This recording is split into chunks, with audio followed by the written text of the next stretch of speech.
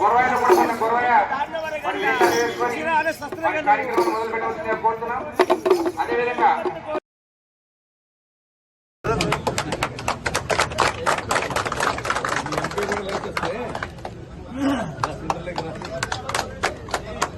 మా ముద్దుల సోదరుడు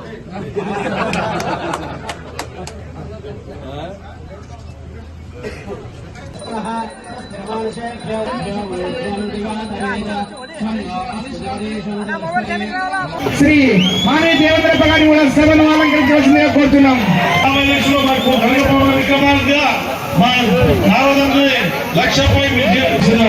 మన అక్క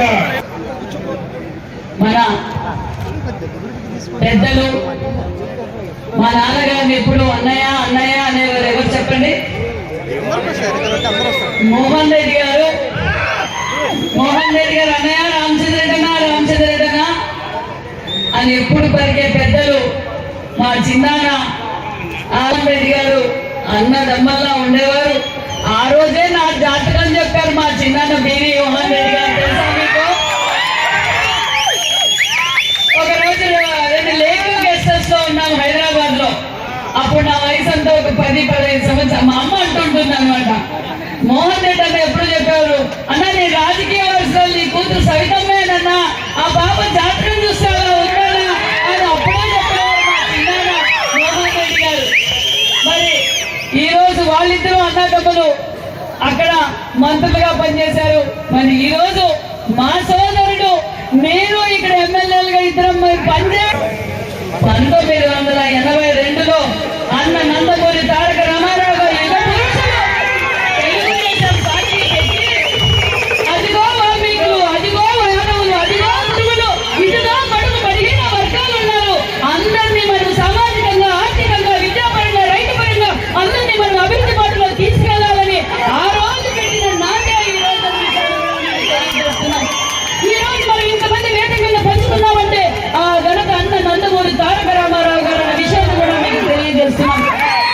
మా నాన్నగారు చిన్న పూల వ్యాపారం చేసుకుంటూ ఉండేవారు. మనకు తెలియదు రాజకీయం అంటే.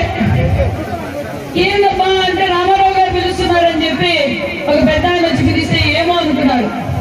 అప్పుడు రామచంద్రారెడ్డి యువకుడు, విద్యావంతుడు, నిన్న ఎమ్మెల్యే టికెట్ ఇస్తా అన్నారు.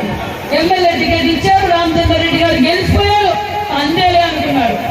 కానీ కురుబలని గుర్తించి ఇప్పటికీ తెలుగు రాష్ట్రాల్లో 14 శాఖల మంత్రిగా పనిచేసిన చరిత్ర ఒక కురుబకు లాంటి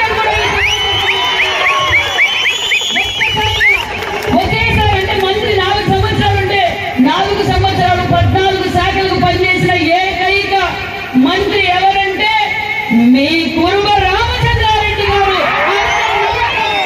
అంత నమ్మకం రామారావు గారికి తెలుగుదేశం పార్టీ కన్నా విషయాన్ని కూడా మీకు తెలియజేస్తున్నాం. మరి మన సమాజ వర్గానికి ఈ రోజు స్థానిక ఎన్నికలు కావచ్చు, మండల వ్యవస్థ కావచ్చు, అనేక రంగాల్లో మనం ఉన్నాము అంటే అది తెలుగుదేశం పార్టీ అన్న నందమూరి తారక రామారావు గారు అనే విషయాన్ని తెలియజేస్తున్నాం. మరి ఈ రోజు బీసీ బడుగు బడిగిన వర్గాలు అన్ని రంగాల్లోనూ ఉన్నారంటే అన్న నందమూరి తారక రామారావు గారు. మరి మధ్యలో మనం కూడా డైవర్ట్ అయింది. ఒక్కసారి ఏదో ఒక్క ఛాన్స్ అని చెప్పితే ఏదో చేసేస్తాడు. నా బీసీలు, నా ఎస్టీలు అని చెప్పే లోపల ఏదో యువకుడు చాలా చేసేస్తాడు అని చెప్పి మనం కూడా కొంతమంది డైవర్ట్ అయినాం. 5 సంవత్సరాల్లోనే 83 నుంచి 2019 వరకు చూడకూడని దౌర్జన్యాలు, బీసీల పైన అగత్యాలు, బీసీ బిడ్డల పైన అత్యాచారాలు, బీసీ బిడ్డలు చంపి డోర్ డెలివరీ చేయడాలు, బీసీల ద్రోహి జగన్మోహన్ రెడ్డి అన్న విషయాన్ని మీరందరూ తెలుసుకున్నారు. తక్కువ పీటలోనే తెచ్చుకున్నారు. ఏమంటే 5 ఏళ్ళు మాట్లాడితే కేసులు కట్టడమే. చరిత్రలో ఎప్పుడైనా ఏమైనా జరిగిందా?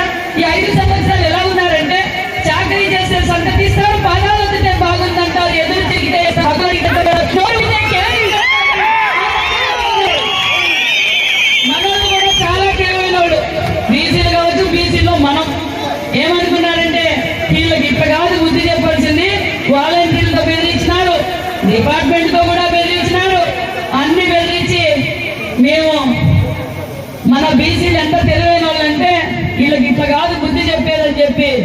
ఓటు ద్వారా బుద్ధి చెప్పినారు బీసీ బడుగు బడిగిన వర్గాలు. ఈ రోజు ఎన్డీఏ కూటమి అధికారంలోకి వచ్చింది అంటే బీసీలే కారణం అనే విషయాన్ని కూడా మీకు అందరికీ తెలియజేస్తూ ముఖ్యమంత్రి మన ఎన్డీఏ ప్రభుత్వం. ఈ రోజు ఎన్డీఏ ప్రభుత్వం మన రోజు బడ్జెట్ చూశారు, 39,000 కోట్లు మన బడుగు బడిగిన వర్గాలు కేటాయించిన ప్రభుత్వం మన తెలుగు ఎన్డీఏ ప్రభుత్వం అనే విషయాన్ని కూడా మీకు తెలియజేస్తున్నాం.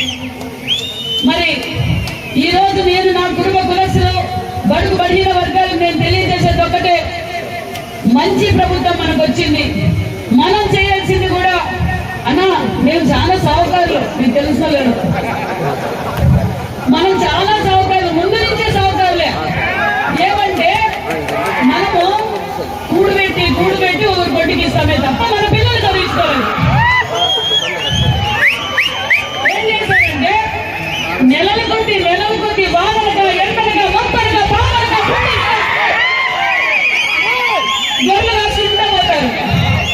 పొయ్యి వచ్చిందంటేమో ఫ్రిడ్జ్లో పెట్టుకొని నానబెట్టి పెట్టి ఎవరైనా వడ్డీ ఏదన్నాడు మూసా వచ్చి వడ్డీకిస్తారు.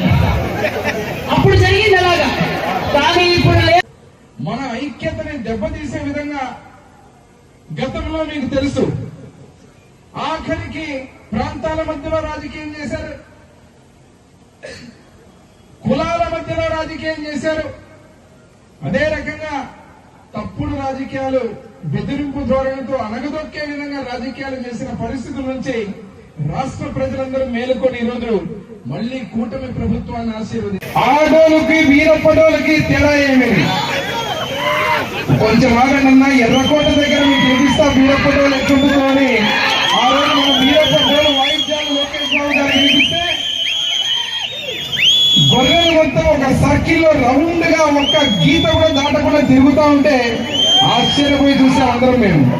అంటే ఆ జీవాలని మూగ జీవాలని మీరు కదలకుండా కట్టడి చేసి ఎంత నిబద్ధతతో ఒక డిసిప్లైన్ గా ఎంత చక్కగా మీరు చేస్తున్న కార్యక్రమాల్లో మీరు జన్మధన్యం. ఎందుకంటే మీరు జీవాలనే లైన్ లో పెట్టి డిసిప్లైన్ గా పెట్టి నడిపే వాళ్ళు ఎవరినైనా డిసిప్లైన్ లో పెడతారు. మనం చాలా మంచి వ్యక్తులు, మంచి ఆలోచనలు ఉన్న వాళ్ళు, మంచి మనసు ఉన్నటువంటి వాళ్ళు బీసీ వర్గాల్లో కురవాలని చెప్పి తెలియజేస్తూ ముఖ్యమంత్రి వారి నారా చంద్రబాబు నాయుడు గారు, ఇక్కడ ఉన్నటువంటి గౌరవ మంత్రివర్యులు సవితమ్మ గారి ఆశీస్సులతో కీర్తిశేషులు అటెండర్ బివి మోహన్ రెడ్డి గారి ఇక్కడ అతి త్వరలోనే మళ్ళీ ఆ భూమిని టెక్స్టైల్ పార్క్ కేటాయించడమే కాకుండా ఆ పరిశ్రమ కూడా పునాదులు పడబోతున్నాయని ఈ సందర్భంగా కనకదాసు పెద్దల జయంతికి మనం కలిసిన వనమహోత్సవంలో చెప్పడం జరుగుతూ ఉంది. అంతేకాకుండా ఈరోజు నేను ఇంతకు ముందే చెప్పాను, కురవల ఐక్యత గురించి కొత్త డ్రామాలు ఆడుతూ మన ఐక్యతని గాని మన అభిమానాన్ని గాని ఈరోజు చూసి ఓర్చలేక విషము చిమ్మే పార్టీలు కొన్ని ఉన్నాయి. ఆ పార్టీలకు బుద్ధి వచ్చేలాగా మనందరం అవసరం లేదు. మనం కలిసి కట్టుగా ఐక్యతగా ఉంటే ప్రతి ఒక్కరికి కూడా రాజకీయ పునాదులు కావచ్చు, రాజకీయంగా బలంగా తీసుకుపోయేటువంటి పార్టీగా తెలుగుదేశం పార్టీ వేదికగా ఉన్నందున మనందరం కూడా కలిసి కట్టుగా ముందుకు పోవాలని ఆశిస్తూ చివరిగా నేను ఒకే మాట చెప్పి ముగించి, ఎందుకంటే చాలాసేపు అయింది, భోజనానికి ఇబ్బంది పడుతున్నారు. మళ్ళీ మంత్రి గారు వచ్చినటువంటి కురుప్రసలకు దసరా పండుగ ముందర రోజు మన MP Nagaraju sir office open చేయడం జరిగింది.